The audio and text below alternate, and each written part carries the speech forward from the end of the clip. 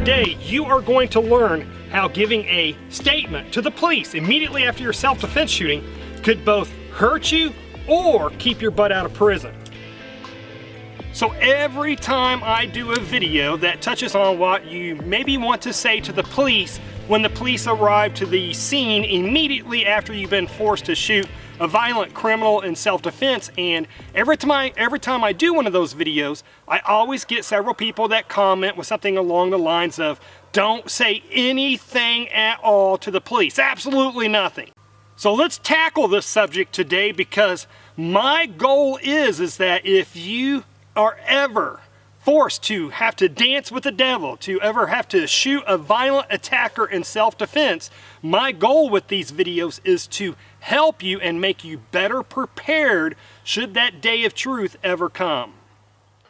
First, let's focus on the time immediately following your self-defense shooting. I'm talking about where you are still standing there and the bad guy that you just shot is still laying over there bleeding out and the cops have arrived. We are going to concentrate on that time period first.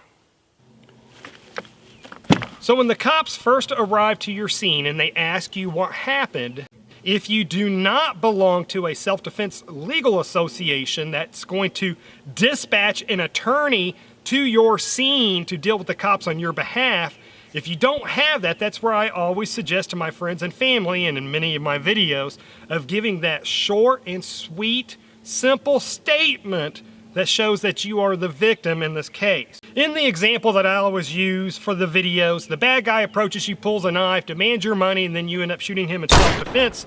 So an example of that short and sweet statement that I suggest to friends and family to give to the cops would be, the guy approached me, pulled a knife, and demanded my money. I was in fear for my life. I was afraid I was going to die, so I defended myself.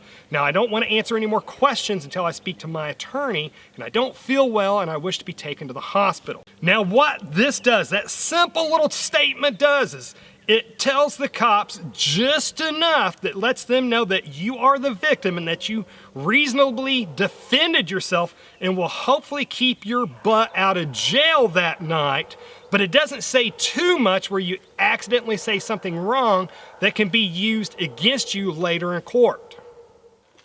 Now, if I do have an attorney that's getting dispatched to me at my scene, that is actually where I would say absolutely nothing at all to the responding police, because I would be letting my attorney that's going to be showing up pretty darn soon, that's where I would let my attorney do all the talking to the police on my behalf. And like usual, this is where I'm going to shamelessly plug Firearms Legal Protection, because they do dispatch, when you belong to them, they do dispatch an attorney to you immediately after your shooting as soon as you call their 24-hour hotline. And I will tell you this, having an attorney being dispatched to your scene, to your location, right after your self-defense shooting is going to be probably the highest likelihood, the best chance of keeping your butt out of jail that night. And I will put a link to Firearms Legal Protection down below so you can check them out if you want to. But whether you go with FLP or not, I just really suggest that you go with some kind of a company that's going to protect you legally after you've protected yourself against a criminal.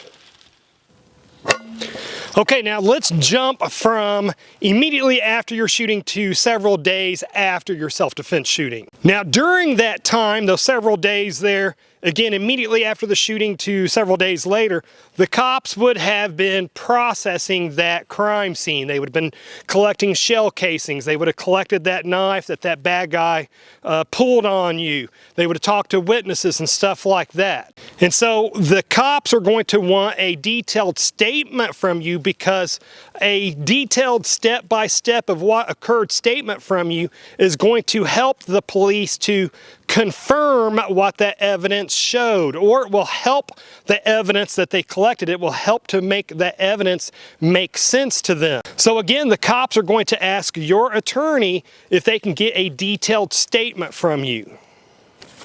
Now, your self-defense attorney may decide that it would be in your best interest to go ahead and give that detailed statement to the cops to help keep your butt out of prison. Not all self-defense shootings are so clear-cut or black and white, and so sometimes a detailed statement from you will help to really, again, keep your butt out of prison.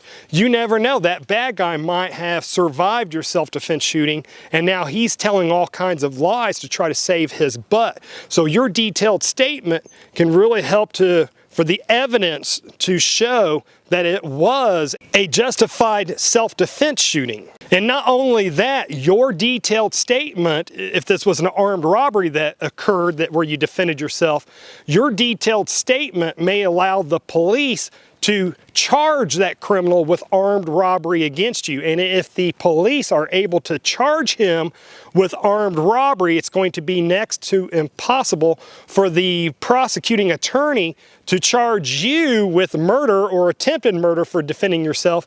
And it'd also, again, make it next to impossible for a civil attorney to try to sue you for thousands or millions of dollars down the road.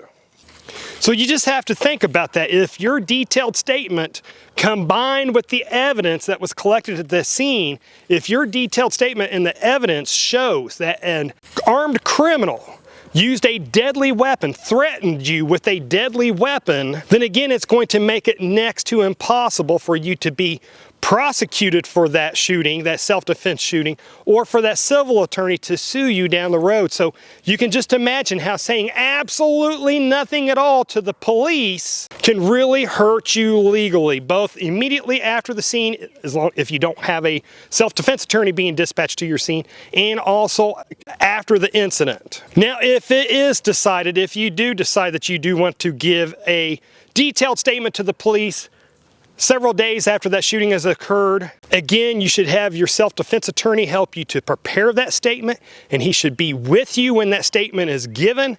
And your attorney should know this too, but it should be after you've had 2 nights of sleep after that incident. And if you notice, I didn't say 2 nights or 2 days later. It needs to be after 2 nights of sleep, because studies have shown that after 2 nights of sleep, you will have a better recollection of what occurred in that shooting incident than you will immediately after that shooting. Now, what I'm hoping to do with this video and other videos that I've done in self-defense is just to better prepare you if you are ever forced to shoot a violent criminal yourself. And what I'm hoping with this video is to show you how maybe saying just a little something very vague to the police, just at least enough to show that you are the victim at that scene, how that can possibly keep your butt out of jail that night, and then how possibly giving a detailed statement with your attorney by your side several days later can help keep your butt out of prison later down the road. So whenever I see those comments of saying, say absolutely nothing to the police at all,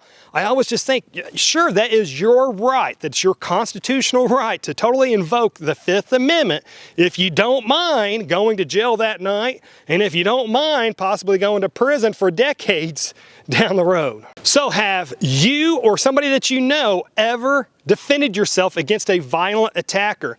If so, please share with us what the experience was like and then what happened with it. And please comment down below with that so that we all learn from each other. And folks, if you'd like to see more videos like this that deal with self-defense that will better help prepare you if you are ever forced to shoot a violent criminal in self-defense, then click on the video that should be appearing on the screen just about now to learn what most other gun owners don't know. Anyways, folks, this is enough internet for me today. I do actually want to do some training. But folks, if you made it this far, hey, thank you very much for watching. And I pray that you have a good night.